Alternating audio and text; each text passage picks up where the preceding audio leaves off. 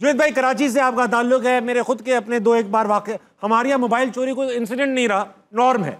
हाँ, तो आपके साथ जिसका नहीं हुआ लोग कहते हैं तूने मोबाइल नहीं छुड़वाया, मोबाइल चोरी नहीं हुआ तेरा जाहिल। हाँ। तो आपके मोबाइल भी चोरी हो और एक बड़ा इंटरेस्टिंग वाकया है, जरा हमारे लिए हो जाए। 2008 की बात है, जब फ्रांस का फाइनल था, फुटबॉल का फाइनल था, ठीक है। तो मैं दोस्त के घर देखने जा रहा था रिक्शे में। तो मज़ारे कायद के जो पीछे वाला रोड है, मगरिब के बाद अंधेरा हो जाता है, तो मैं रिक्शे में अकेला जा रहा हूँ, ठीक है।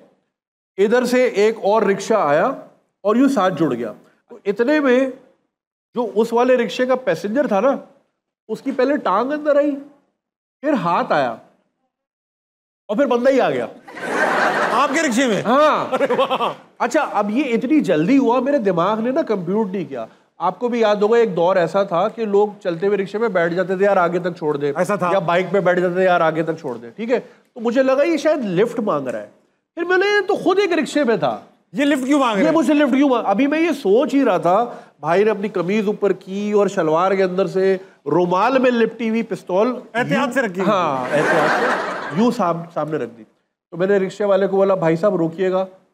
रिक्शे वाले को पता ही नहीं कि डेटा ट्रांसफर हुआ है, उनको पता ही नहीं। यार इतनी कोई स्मूथ रॉबरी, मैं यार ये जेम्स बॉन्ड है, ये ब्रेन ड्रेन नहीं करना हमने, इस टैलेंट को यूज करना है।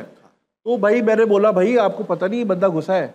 तो फिर वो जो दूसरा रिक्शे वाला था, उसने यहाँ से आके ब्लॉक किया, वो भी मिला हुआ था कि कहीं मैं यहाँ से ना उतर के भाग जाऊँ। तो मैंने बोला, यार इस पे तो बनता है मोबाइल। हाँ भाई, सारी बात डिजर्व करता है, उसकी दिहाड़ी थी, डिजर्व उसकी रोजी थी। हाँ, मैंने यार डिजर्व करता है, स्किल है ना। ये क्या बात हुई, चमाट मारा, गाली दी, फोन ले लिया, ये क्या बात हुई यार। कोई स्किल दिखाओ मुझे, एंटरटेन करो, गिमिक्स दिखाओ। मैं 16 साल बाद आज भी उसी का ही जिक्र कर रहा हूँ, हालांकि और भी बहुत छिले। आइकॉनिक हरकत की। मैंने मोबाइल दे दिया। मैं दोस्त के घर पहुंचा, लुटा पुटा, उसकी अम्मी भी परेशान हो गई। मैच तो हमने देखा ही नहीं। फिर मैंने उसकी वालदा से 200 रुपये लिए कि मैं वापस घर जाना है, किराया दे दे, तो उन्होंने दे दिया।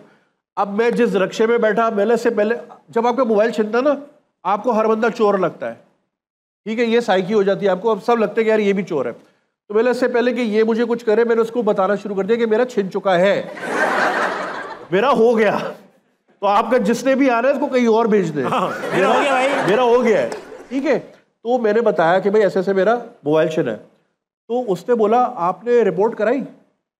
मैंने बोला नहीं, रिपोर्ट तो नहीं कराई। कह रहा आपकी सिम ऑन होगी, और उस जमाने में धमाके बड़े होते थे पाकिस्तान में, बुरे हालात थे, आपको पकड़ लेंगे। तो उसने कहा कि अगर आपकी सिम से कोई टेढ़ी मेढ़ी कॉल हो गई, कोई अगवा हो गया, तो आप पकड़े जाओगे। तो एक काम करें, मैं आपको थाने ले जाता हूँ, आप वहाँ रिपोर्ट कम से कम करा दें।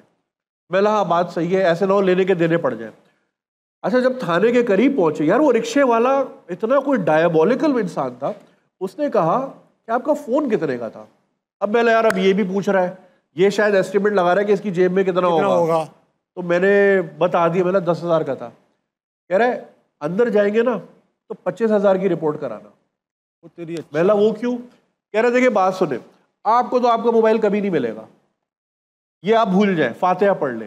लेकिन रात को जब पुलिस और ये छीनने वाले जब ये बैठेंगे हिसाब किताब करने कि आज थाने में 5 लाख की रिपोर्ट आई है और तू 4.5 लाख की मोबाइल लाया है, 50,000 का है, रिपोर्ट बैलेंस नहीं हो रही, डेबिट क्रेडिट नहीं हो रही। कह रहे इनको लड़वा दो आपस में।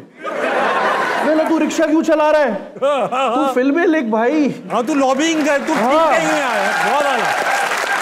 मैंने यार क्या आदमी है, क्या प्लान था, मस्त प्लान।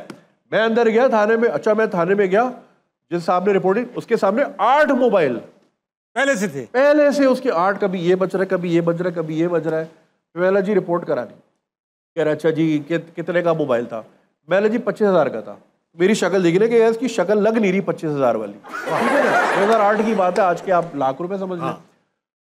मैंने बोला सर मुझे लगता है वो ना अनाड़ी थे लड़के। कह रहा क्यों? मैंने सर इतनी महंगी घड़ी छोड़ गए।